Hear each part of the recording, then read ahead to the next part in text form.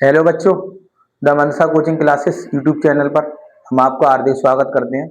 आज एलिगेशन की तीसरी क्लास है। आज कुछ क्वेश्चन है उसको जल्दी करेंगे और 2 दिन का और लेक्चर बचा है, जी जल्दी खत्म हो जाएगा, फिर अगला टॉपिक पढ़ेंगे। देखो पढ़ो इस क्वेश्चन को।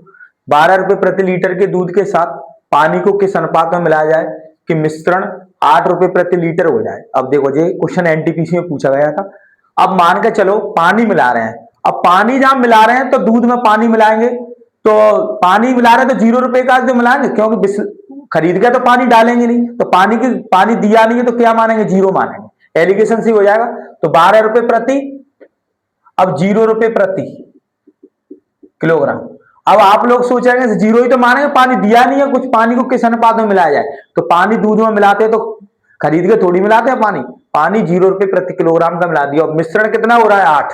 तो बीच वाली वैल्यू कितनी हो रही है, 8। अनुपात ले लो, घटाते हैं। 8 में से 0 गया तो 8, और 12 में से 8 गए तो 4। अब इसको काट दो, 4 से 8 काट दो, दो बार, तो 2:1 ऑप्शन आ गया। इस तरीके से इस क्वेश्चन को बहुत जल्दी में कुछ कर सकते हैं। और ये क्वेश्चन पानी मिला रहे हैं ना, पानी को किस अनुपात में मिलाया जाए। पानी की मात्रा दी ही नहीं है तो पानी को कितना मारेंगे, 0 रुपए प्रति किलोग्राम।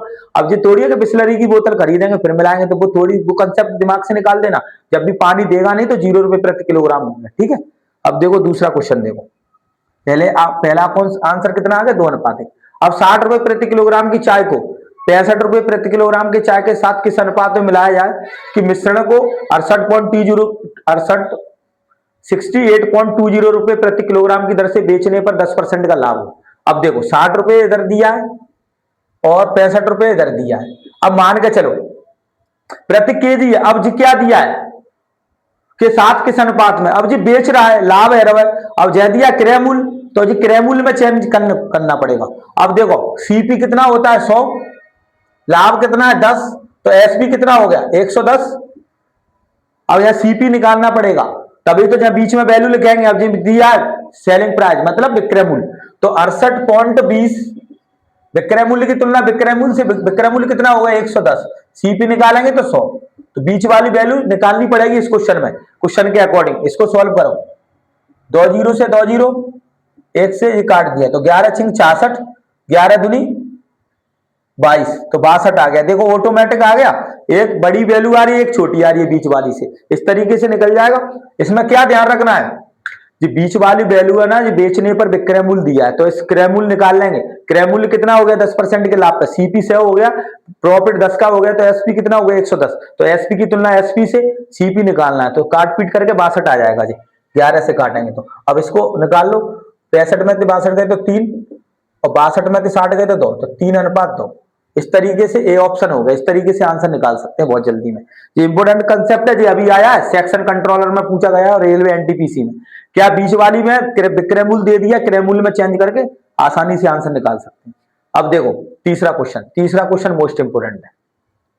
एक मिश्रण में 2 द्रवों का अनुपात 3:5 है, दूसरे में 6:1 है। इन दोनों मिश्रणों को किस अनुपात में मिलाया जाए कि द्रवों का अनुपात 7:3 हो जाए।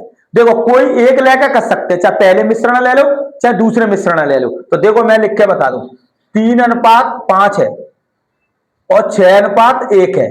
ये पहला है, ये दूसरा मिश्रण है, और टोटल मिश्रण कितना होगा 7:3। अब देखो फ्रैक्शन में सॉल्व मत करो, इधर कितना आ गया 8, इधर 7 आ गया, इधर 10 आ गया। वैल्यू निकाल लो ताकि जल्दी हो जाएगा। नहीं ऐसे भी कर सकते, 3/10 कर सकते हैं, 3/8 हो जाएगा एक की वैल्यू पर, ऐसा फिर घटाना पड़ेगा तुम्हें, ताकि पहले ही सॉल्व कर लो इसको। अब 8 7 10 का एलसीएम लेंगे तो कितना आ जाएगा, ऐसे भी लेंदी हो रहा है इसको, तो ऐसे कर लो। देखो चलो छोड़ो इसको। अब देखो पहली वाली राशि ले लो, पहली वाली कितनी है 3, टोटल पे तो निकाल रहे हैं तो कितना हो गया 8, पहली वाली ले रहे हैं। अब दूसरी पहली इसमें कितनी है 6, टोटल 7, इसमें कितनी है पहली वाली 7/10, तो वही चीज बन गई। अब इसमें से घटाओ, तो देखो अब देखो यार सिंपल बना लेते तो बहुत सही रहते। तो इसमें कितने से गुणा कर दो, 560 से गुणा कर दे सब में, 8 7 10 का एलसीएम लेकर 560 से गुणा कर दो, जल्दी में हो जाएगा। तो 560 से इसमें फ्रैक्शन में भी घटा सकते हैं पर टाइम लगेगा, 560 से इसमें। अब इसको काटो, 8 7 56, तो कितना हो गया 2 से 10 7 21, इसको काटो 480 हो गया। इधर लिख देता हूं 2 से 10 480, इधर 7 को गुणा करो, 7 6 42 की 2, 7 5 35, 35 और 4 39। देखो अब ऑटोमेटिक आ रहा है, एक बड़ी आ रही है एक छोटी आ रही है, तो वही सवाल बन गया, घटा दो अनुपात निकल जाएगा। 480 में से 392 घटाओ, कितना बचा 8, और 17 में से 9 गए तो 8, 88। इधर कितना बचा, इसमें से 2 से घटाओ जी तो 82 बचा। 392 में से 2 से 10 जाएंगे तो 82 तो बचेगा, बोलो।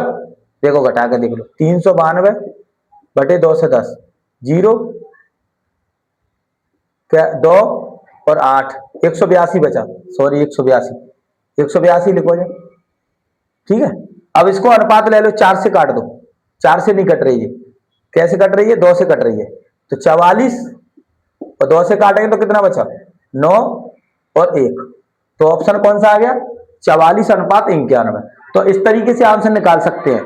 देखो अब दूसरी वाली वैल्यू से निकालेंगे तो 5/8 हो जाएगा, तो अपन ने 1 से निकाल लो, मिश्रण में टोटल पूछ रहा है वो, तो इस तरीके से आंसर कितना होगा 44/91, 44 अनुपात 91 जी। मोस्ट इंपोर्टेंट सवाल है जी, इसमें बच्चे भूल जाते हैं अक्सर। इसमें क्या ध्यान रखना है, कोई भी एक लेके निकाल सकते हैं, जैसे अम्ल और पानी देगा तो पानी पानी लेके निकाल लो, और अम्ल अम्ल लेके भी निकाल सकते हैं, तो कोई भी एक वैल्यू रख के आंसर निकाल सकते हैं। इस तरीके से ये टॉपिक, 1-2 सवाल और रह गए हैं, बस 1-2 दिन का, 1 दिन का टॉपिक है, जल्दी खत्म हो जाएगा, फिर दूसरा टॉपिक चालू करेंगे। अगर आप लोगों को वीडियो अच्छा लगता है तो लाइक एंड शेयर करो, कमेंट जरूर किया करो। Thank you.